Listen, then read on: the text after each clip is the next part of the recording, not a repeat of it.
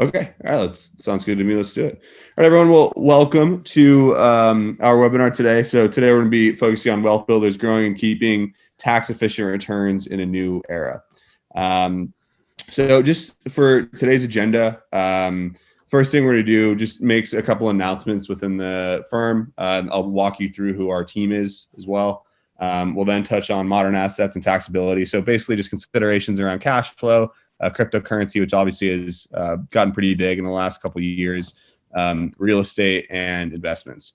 Next, we'll talk about the mechanics of tax events and strategy. So, if you at any point you may have a property sale or some big asset, obviously that would trigger a taxable event. And we today are going to talk about how that would impact your taxes, and then separately how we can help save on those taxes. And then lastly, we're going to talk about reporting. So essentially just bookkeeping. We want to make sure that we're recording all the expenses properly. We want to make sure that all the income is being recorded properly, how we could maintain the separation of personal and business expenses, that kind of stuff. So before we jump into all that, our lawyer insists that you do read this. None of this information that we're going to give today is specific. It's all very generalized.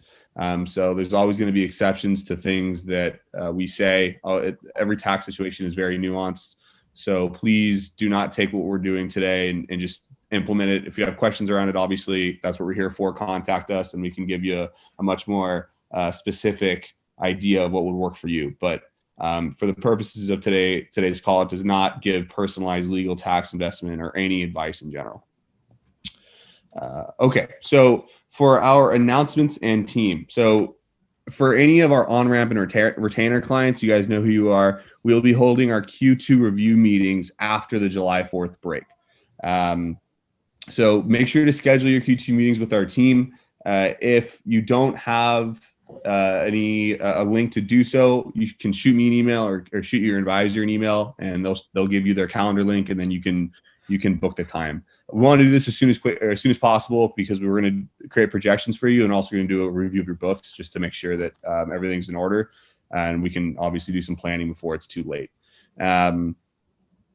If you're not a part of the retainer on-ramp program yet, stay tuned. We're going to offer a little deal at the end of the webinar, so you'll have an opportunity to get involved with that if it makes sense for you to do so. Estimated taxes for Q2 are due June 15th.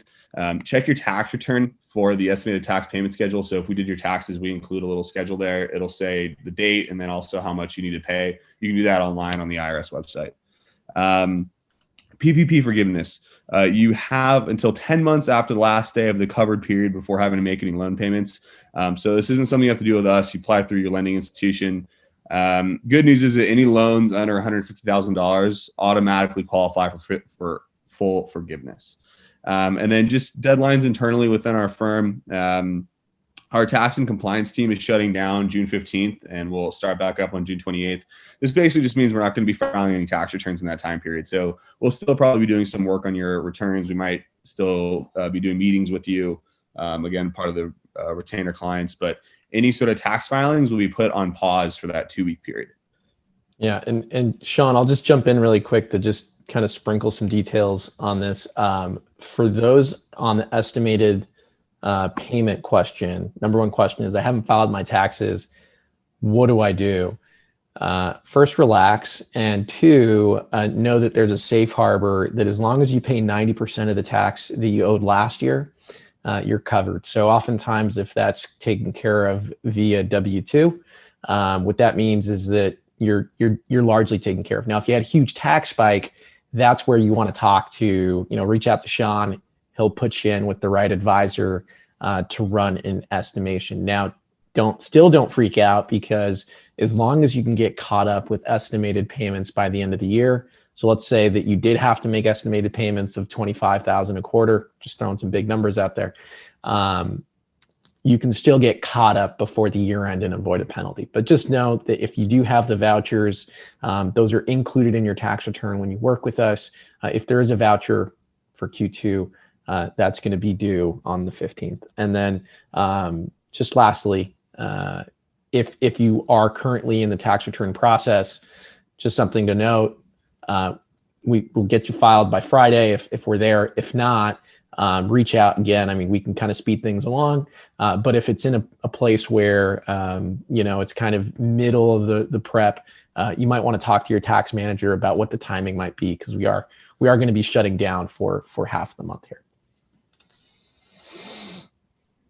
Perfect. All right. Thanks so much, Miguel. So I think from this point, we'll move on to our team members. So this is our team. I'm second from the right. So we have Miguel from the left to the right. Miguel, he's our managing partner. Carla, who's second to the left. She's one of our tax managers. And there's me, and then Mike Tripp on the far right, who is one of our tax partners. We are missing a couple people here, and I'll review that in a second here. But Miguel, he comes from PwC. He's a leadership team for our compliance and controversy, as well as strategy and advising.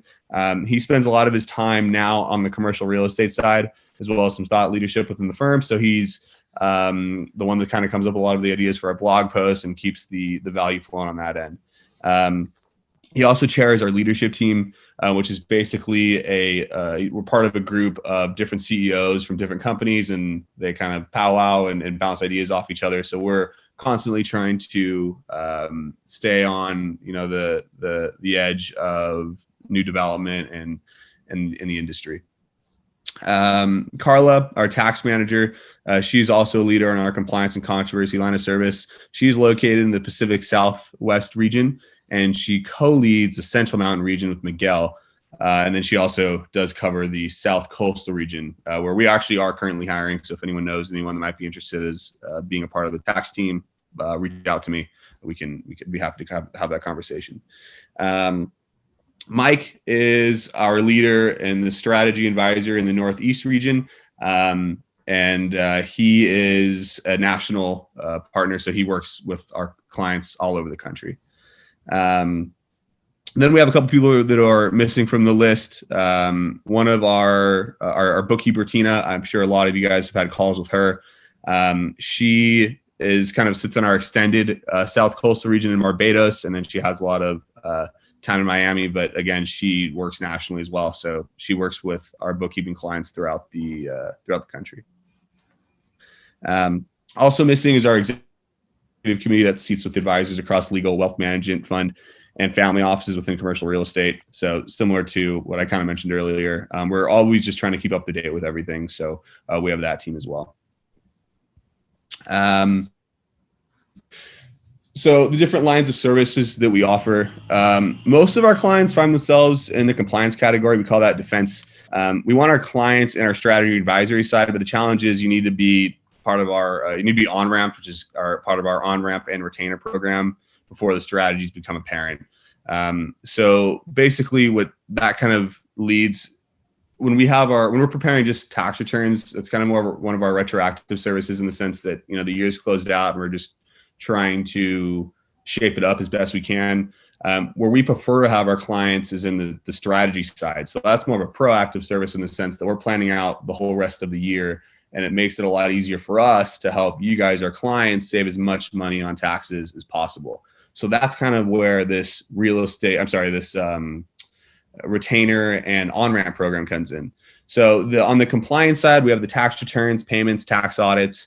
I mentioned we would also talk about bookkeeping. So we run diagnostics. We help our clients set up different bookkeeping strategies, make sure that all the infrastructure is properly set up, linking bank accounts, that kind of stuff. Strategy and advising. So again, this falls into the on-ramp and retainer programs. And then we're also taking on a commercial real estate side where we do alternative debt funds, tax efficiency, cost seg, that kind of stuff as well. So those are kind of our main services. And again, we'll probably talk more about the retainer program throughout our webinar today, but that's kind of what we're going to be focusing on. As far as as far as what we've been featured, we can start with team geography. Sorry about that. So I mentioned a little bit about our different advisors, but we're a national firm made up of 4 regions. So you can kind of see the regions here: Pacific Southwest, Central Mountain, Northeast, and South Coastal. If you're really attentive here, you might notice there's a few states missing. The only reason we didn't put them down there is just because they're generally about less than 3.5% of our total business. Which is why they're not listed. So Rhode Island, New Hampshire, we got you. We still take care of you. No worries, but you're just not on this list. And as far as where we've been, so we've been featured across several publications. Miguel actually testified himself in the House of Representatives, so that was pretty cool. He works really hard to get us integrated in the larger Airbnb and startup community. And that includes anything real estate, whether it's short-term, long-term, commercial. We're doing our best to get a presence there. We work on partnerships and content. So if there's ever a partnership or a thought piece that you'd like to see, please let us know. And, we can try to get that taken care of. And any ideas that come from our clients, things that they are struggling, chances are you're not the only one. So please tell us, and we will do our best to kind of implement that into our services. So yeah, I think that's all I have. Miguel, if you want to jump in with the market update. Yeah, for sure. I mean, as you can see, kind of the next slide, I'm just going to dive into some of the content. But before getting started, I thought, and I might just share my video here. So I sit in Austin, Texas here and head up the central region. I think I have a personal relationship with a lot of people on this call and a lot of folks who are going to see this message in some kind of recording after. But this year, I think as Sean said, we want to kind of do two things at once. And that's one, be the thought leaders in the space to really think about why are we even talking about assets, right? What's going on in the market that should be changing what we're doing, while also taking care of the things that need to be taken care of. Those are tax returns. Some folks have occupancy tax filings. You don't want to forget the basics. So doing both is a challenge, but it's something that we're setting out to do, which is kind of the reason for this call. So not on the slide, but just some background. Why Henry? You may have seen that terminology, and we can call it Henrietta to be balanced. But it's high earners, not rich yet. And the idea there is that sure, there's a tax strategy for the ultra wealthy. I come from PwC, where I've had ultra high net worth, which is actually a dollar denomination definition. Those things aren't going to work for me, who, at the end of the day, am a part business owner and have my investments in various places. So really, the Henry approach, which you can tell us if you hate the name, we've had some debates about it, but really what it gets at is, hey, we're starting to see some growth, or we're planning on future growth. What strategies are relevant to me? And where I wanted to start was on modern assets and taxability.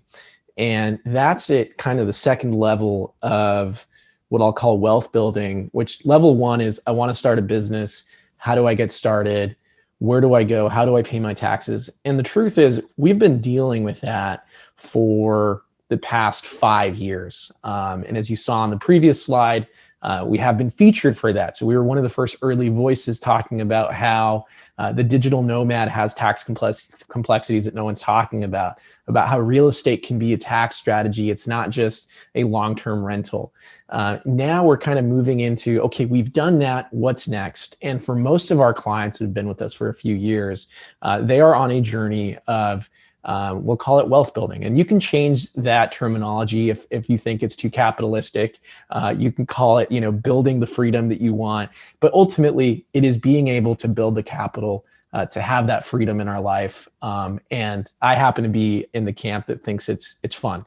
And I'm shamelessly capitalistic about it. So, if you need to kind of translate some of the terms we're using here to call it kind of freedom building. I have some clients that don't like getting right into the money, but this is what this is. Expect that if you're on the call, you're here to get into the nuts and bolts. So today we'll cover some of the key parts of accumulating assets. The biggest thing that I've realized I want clients to know is when you're doing something that's taxable.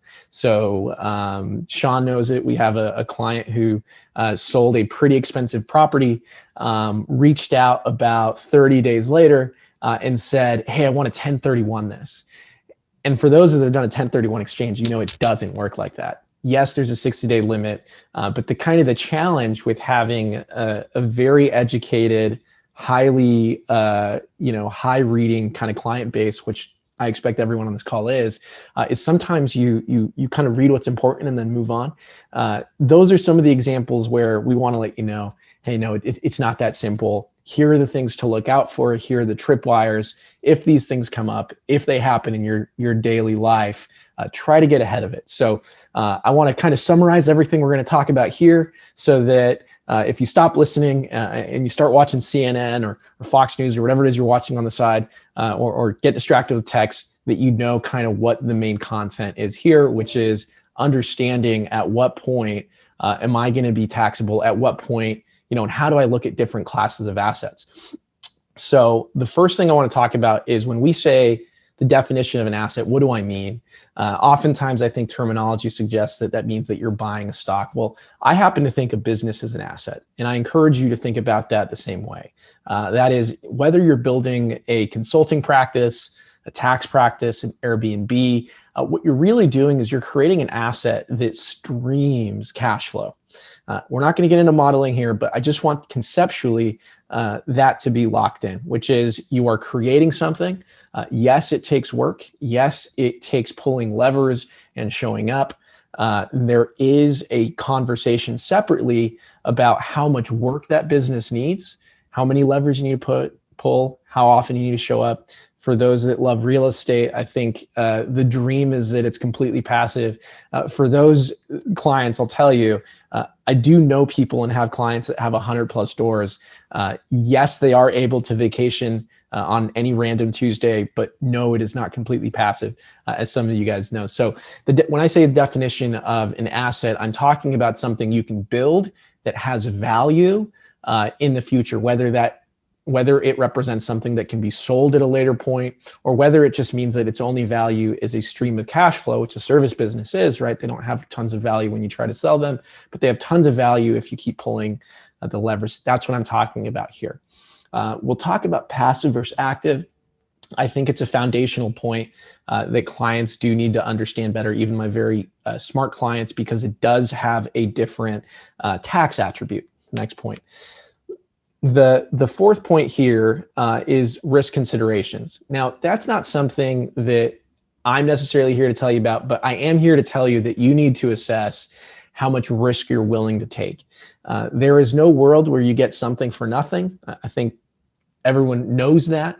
The question of how much you're going to risk is really going to be based on your homework, your value system, and then your life. I personally have we're up to 2 kids, 3 coming soon, 3 cats, and all kinds of stuff at home. I can't exactly go out and put all my money into crypto, so I'm not going to spend too much time on that.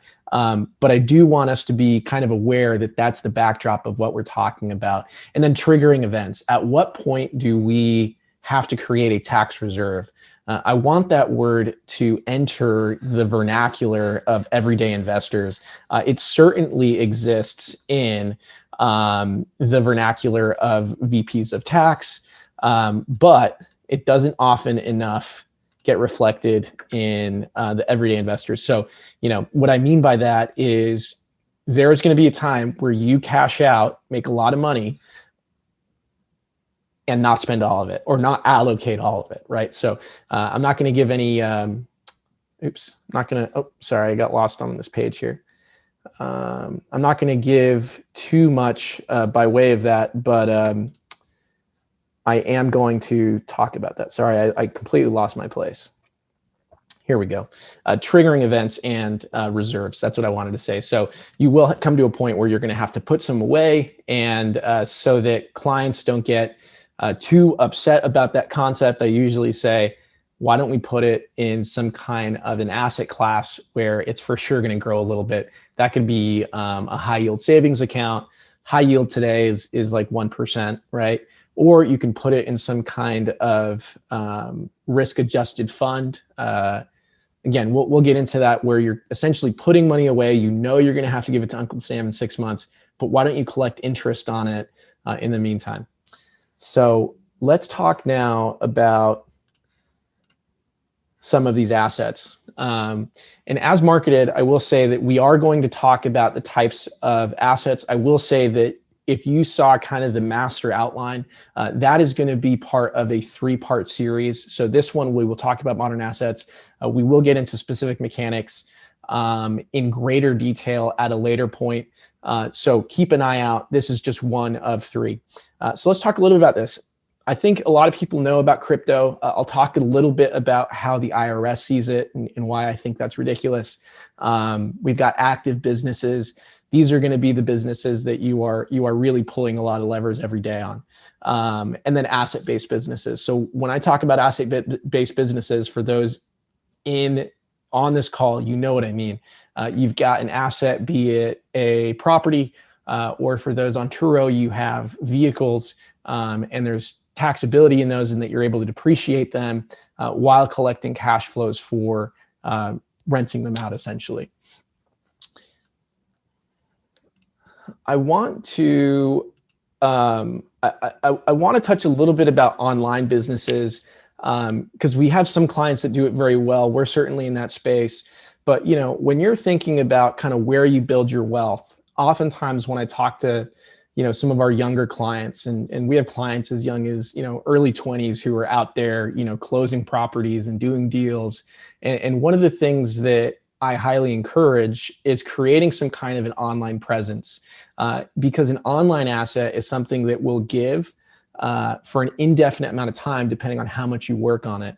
And I certainly think that if you are in kind of a place in your career where you are pressing the reset button, you are creating things, or you're learning things that you want to repackage, an online course, or downloadable PDFs, even though I wouldn't put all your eggs in that basket, it's certainly something to consider when you're kind of thinking about a career trajectory that now today, based on how long we're living, could really be 100 years for that 20-year-old, depending how science progresses, right? Might live to 120. And you might say, well, wait a minute, they might want to retire earlier than that. There's a debate there. And then real estate. So I will distinguish between real estate that is closely held, meaning it's owned by you, maybe it's owned within your family or between your brother as a partnership, versus real estate that isn't a fund. That's where you give your money to a fund manager, and you get a percentage, and you get a K1 back. Or if you do crowdfunding, there's a few websites that do this now. We're pretty involved with CrowdStreet. If you do that, it's kind of the same arrangement, even though the specifics might be different. And then finally, there's kind of our traditional investing, and this is encompassing of retirement accounts as well. A lot of folks will have, most folks, business or not, will have some kind of a retirement account. And again, I think there's a lot of content on that, but I think if there's a point to note here, that you can do investing may also involve with retirement accounts, self-directed IRAs, which is essentially you taking funds in your retirement accounts, and you're able to invest in different asset classes within that space. So bit of an asterisk there, but a good one. And just really quick, I mean, what I want to highlight is that there is a distinction between active and passive businesses, and that's super important from a tax perspective. If this was a room, which is the best way to get feedback from a crowd, I would ask you kind of raise your hand, and are you able to name kind of why each of these are active and passive? So I won't be able to have that fun here, but the reason why I usually like someone other than myself to explain is because it is somewhat intuitive, but it's also kind of confusing. Like there are some rules as we look at these here that are in the middle. Are asset-based businesses, are those active or passive? And when I used to handle all the consulting, about 25% of my calls would be someone challenging my passive versus active. The truth is that it's highly dependent on the fact pattern. If you're ever reviewed, it's going to be the agent, what their experience is, how much tax benefit you've realized, right? Because I can tell you that the pushback on taking $100,000 loss in an active business because you manage the Porsche Cayenne and the turbo and the Model X, right, in your Turo business, and you've got $150,000 of depreciation, you're going to have to document why it's active. But the real kind of point here is it's something that you kind of invest in and check on and collect from a distance, or is it something that, you know, with less effort would create less business results? There's a publication called Publication 925 that we point to oftentimes, that we'd go back to that when we'd have these discussions, that specifically in real estate says, if you are renting your place for 7 days on average or less, it can be considered short-term. So oftentimes for Airbnb, we're fairly comfortable that active is allowed. In other cases, there's definitions of ordinary business income. But the reason it's so important is that an active loss in a business that you're constantly working in, where there is a asset, so an asset-based loss business that is cash flowing, the dynamic is usually that you've financed an asset, meaning the amount of cash down is a fraction of the depreciation, and it's a fraction of the cash in. So essentially, that middle section is the asset-based business, and closely owned real estate is going to have the best tax attributes. So the punchline is there. Best tax attributes live in the middle. And sure, you could probably challenge me on some of these things, but essentially, this is kind of how we see the lay of the land. Crypto, real estate funds, investing in equities, stocks, and annuities, that's going to be considered passive as a default. Now, there is an exception with investing, that if you're an active trader business, and you're an active trader rather, that it can be considered active. But again, I won't spend too much time on exceptions, but the reason I want you to see this is to understand that the active side is going to be subject to self-employment tax. We'll come to that in a second. So a consulting business that's very profitable will often try to reduce the self-employment tax as much as possible. And then at some point we get into lendability, which we will cover on the next call, which is this idea that you're leveraging up in order to increase depreciation, but also based on market research, you're able to identify assets that are going to have a high return on cash, right? So lendability is super important. So for clients that just have a 1099 business and get on this, hey, I don't want to pay self-employment tax, the active side is very painful, I say yes, but there's a balance, because if you want a loan for a $500,000 or $1 million, you're going to have to show something like six-figure income. Now, I'm not a broker, so definitely put an asterisk on that. And I've definitely seen deals where, hard money loans or instances where we didn't have a lot of income. But just be careful, I think, when you're looking at this and you say, oh, I got it. High taxes on the active side. I'm going to push those margins down with deductions.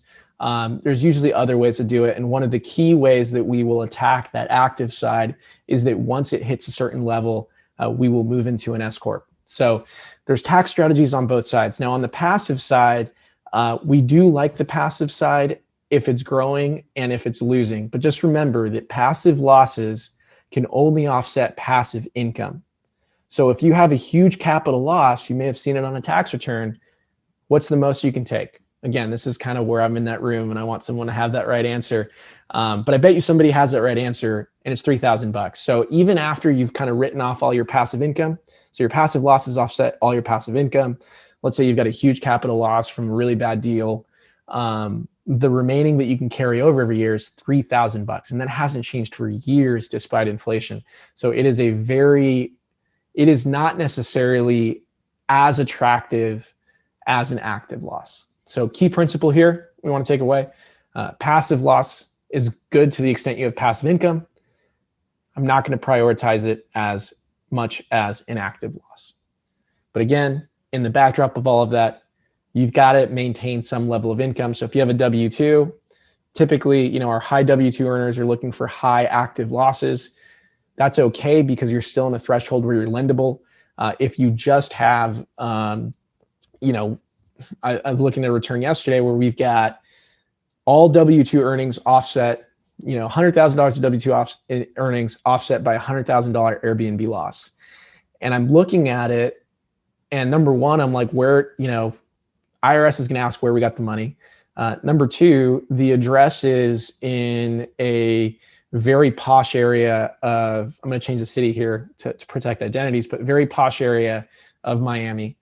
How in the world does this work? So sometimes as well, audit risk can be an issue, but also going forward, you take that to a bank, it's not going to look good. It's not going to look good. I'm not saying you can't get around it, but it's not going to look good. So just understand that when we talk about these things, these are not ends in themselves. This is a multi-dimensional object here that we're trying to get our head around. But again, passive losses, active losses, hope we've got a sense of how that works.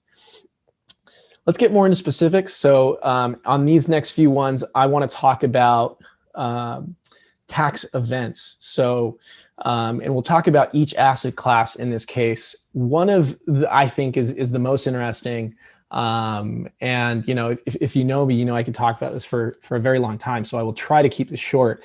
But the crypto tax treatment, you'll notice that I think as of 2019, is Mike on this call? I don't know if Mike's on this call, but I think as of 2019, you have to indicate whether or not you purchased or sold cryptocurrency. And the IRS calls it virtual currency, which is kind of a, anyway, you have to check that box. Now, what does that do? Does it put you on their shit list?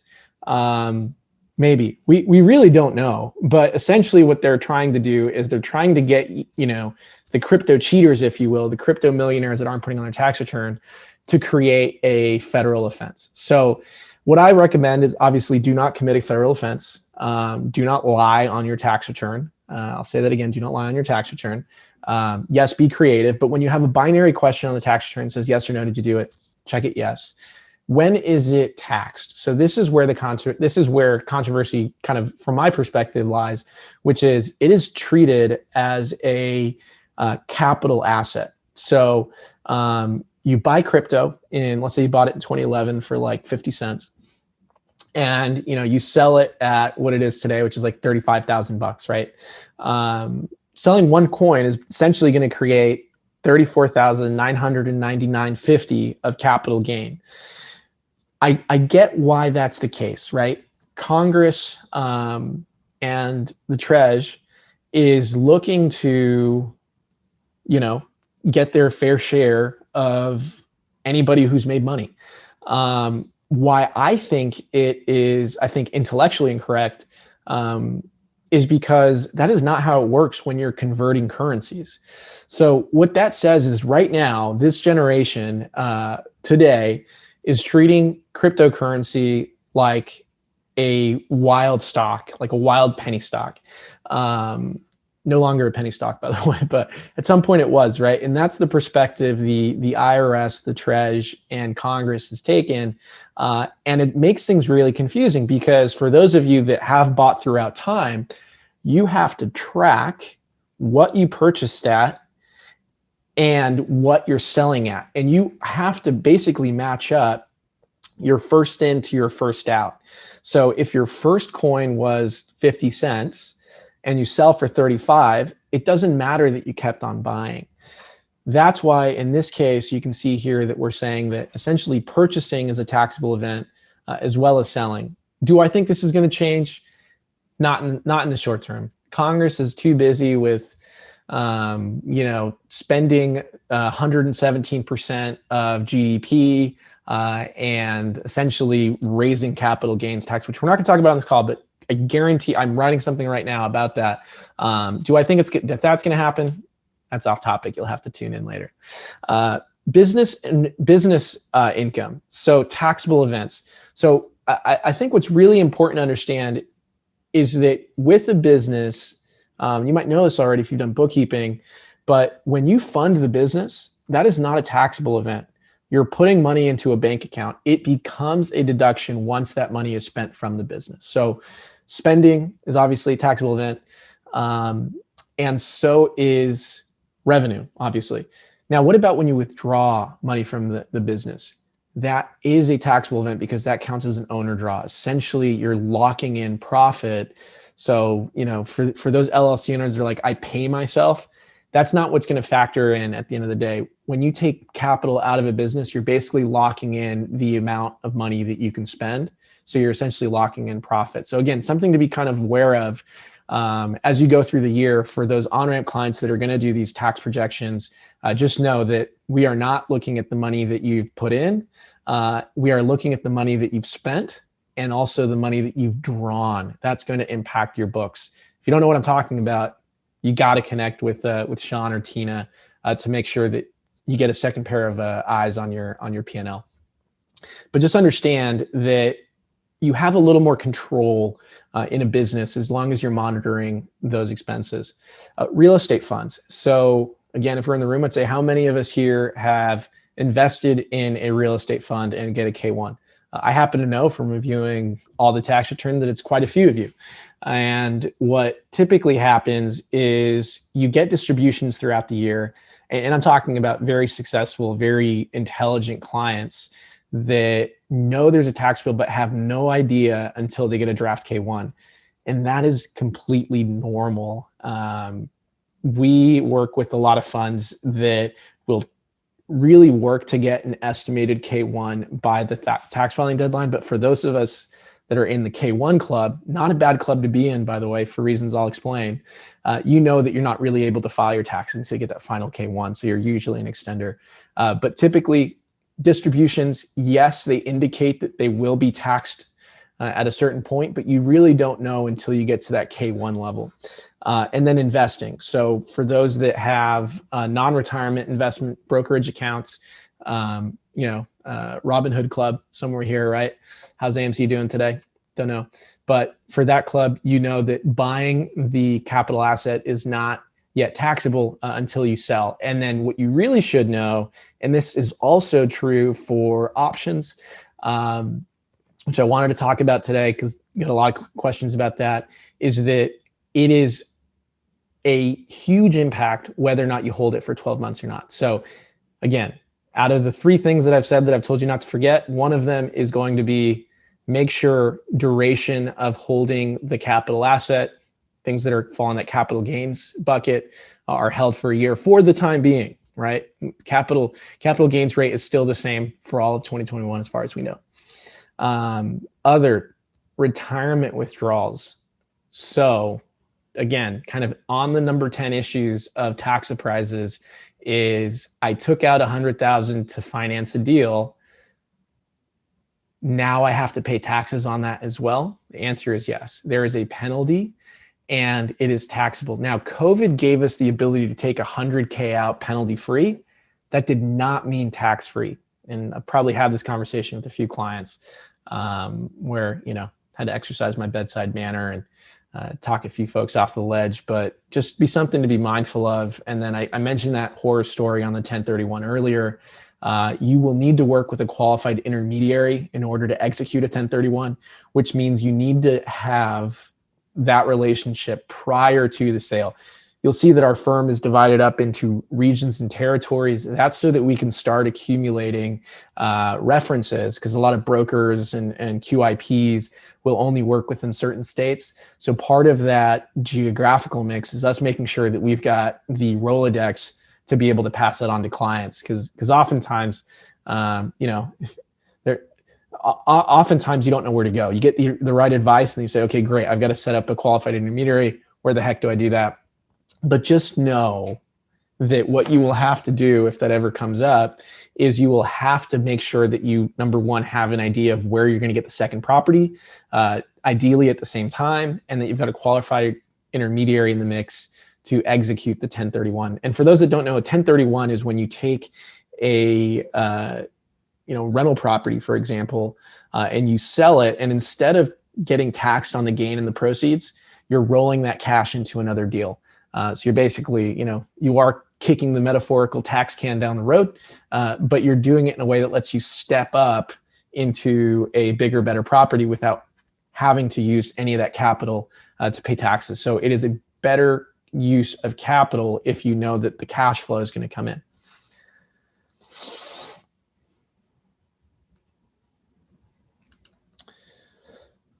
So what I wanted to do here is I wanted to basically speak through the tax rates for each of these assets. So for crypto, right now, as the rules are written, again, I don't necessarily agree with it, but let's say you bought Dogecoin. And again, one of the room questions, who here bought Dogecoin, right? I'm always surprised at how many hands go up. Do not sell. Do not sell right now, unless you're convinced that it's going to tank. And again, risk profile, right? If you're very conservative and you need to get the heck out right now, that's fine, but let's go back to setting up a tax reserve. So again, understand taxability, understand the triggering event, and then from that, understand what you need to do. So if you are in a position where you're selling at ordinary rates, the tax reserve that I would suggest putting up is 40%. Why 40%? Not exactly what it is. I always put more in reserves so that taxes become a little fun, hopefully. What I mean by that is, let's say you put away 40% of your $100,000 gain. You got 40,000 in a reserve account that's growing, accumulating some interest, not a lot, but some. You're going to get the tax deadline. You're going to say, Miguel, I need to know what my tax bill is. I put away $40,000 that I want to get back. The alternative, of course, you pay that up to the IRS early. I'm not a fan of doing that. I don't think there's any reason to leave a tip to the tax collector. Personal belief, but again, risk profile is important. But you've got 40,000 sitting in this interest-bearing account, and you get your tax bill, and it's $34,300. You say, "Great, I've got about $6,000 to $7,000. I can do whatever with."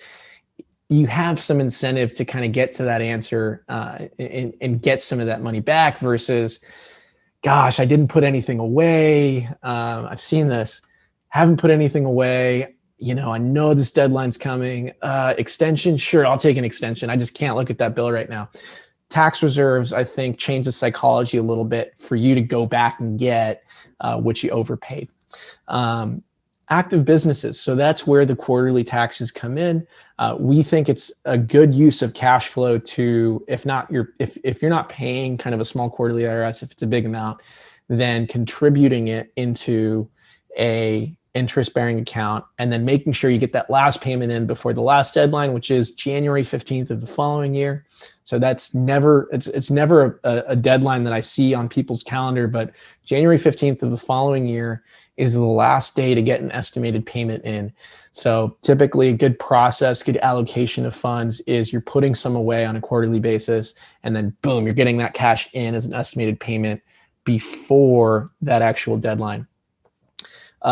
Real estate that's closely held, so that income is passive, and oftentimes it's hard to tell you on a new deal without a projection. But that's the value of a projection, is if you are in a new property that you're renting out long term, you should get a sense of how taxable it is. Now, there's a few assumptions in that, but typically, and we have some aggregated data that we are going to share pretty soon here.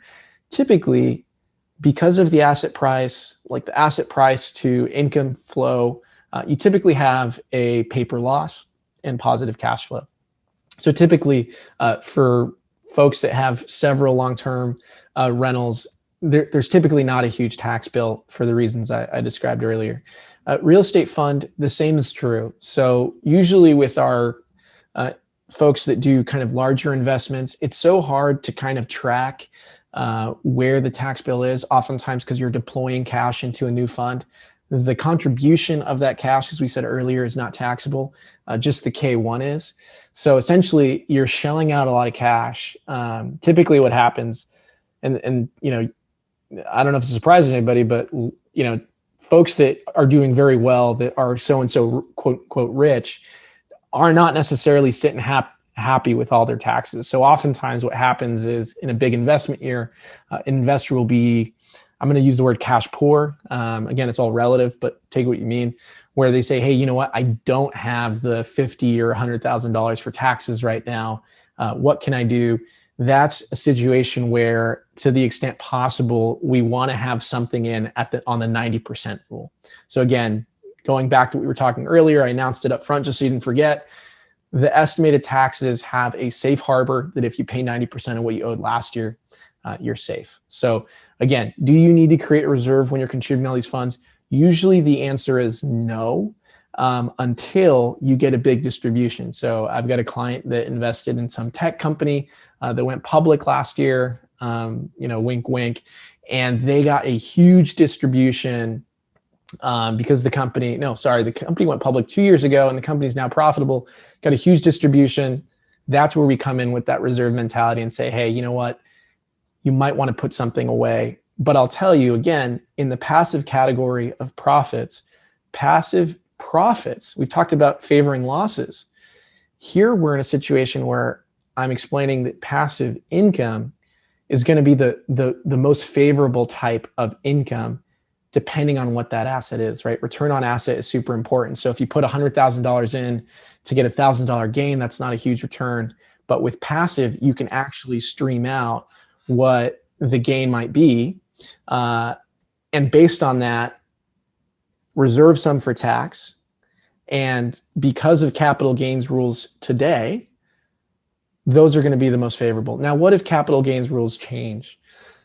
I happen to be in the camp that you execute a strategy until the law changes. With the current reform that's going on, even with the way that the Senate and House are set up, we're highly suspect here that will go through, but we're aware of it. So for now, even if you take a capital strategy to gain passively, even if you have 21 in the clear in 2022, worst case scenario, 2022, the rule gets enacted, you're still on a average basis doing better. Now, if you're planning to do a strategy after tax rules go into effect, that's where we start getting back into projections. Hey, the assumptions have all changed. But the point is, what I will say is that if you look at the way that tax policy has been acted over time, there's usually a 1 to 2 year lag on when rates go up and things change. So there's some assurance there. I know I wanted to keep you guys on a cliffhanger with what I think is going to happen, but there it is. Finally, and we'll just brush through it because I think we're at time, the reporting piece. And we're a big fan of Capital IQ, and there is, I think, personal finance tools out there that can assess your capital structure. We put together a quick little survival kit, and what we'll do is we might just screenshot this and get this out because I realize we're at time here, which is why this is a multiple part series.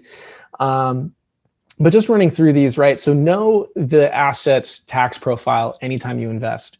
Know when things become taxable and create a reserve. For active businesses, the strategy is going to be around entity selection. For passive businesses, the strategy is going to be about return on asset. So how much capital do I put down and what's my return on that every year? Corollary, what's my post-tax return on that every year? Do I have to put a tax reserve? Something to be evaluated. We've left some accounting points in here just because I think it's really important that within the business that you track within the chart of accounts. We've done 100 blog posts and YouTube videos on that. So if you're at a point where you're like, wait a minute, okay, how do I implement a tax reserve? How do I have my books kind of tell me where my profit is so I can anticipate that? That's where a good chart of accounts is going to come in. That's where a good categorization system is going to come in. And by the way, it's also going to require that you update that on at least a monthly basis, at absolute worst on a quarterly basis. And if you really just want to, barely make it, you can do it annually, but it's not going to give you any insights that you can use throughout the year. And then just your capital strategy. So I think it is important to think about, via risk profile, via tax favorability, how you want to allocate your efforts and capital. I happen to be of the mind where, again, we're kind of restricted in kind of what we can say percentages can be, but there are kind of historic trends in retirement accounts say that you go 60% risk if you're young, right? 40% safe. we kind of take that same approach, and that comes from Ray Dalio. He's got this all seasons portfolio, which if you are interested, Google that and you'll get a little more information on kind of how he sees risk. But this idea that, if W-2 is part of your strategy, like, do not give this up. I am not of the mind that giving up a full-time job is the best way to have the best life. Oftentimes, based on the numbers that I see, there's a combination. I personally think the best life is that 60-40, 60% being safe returns. That's going to include real estate.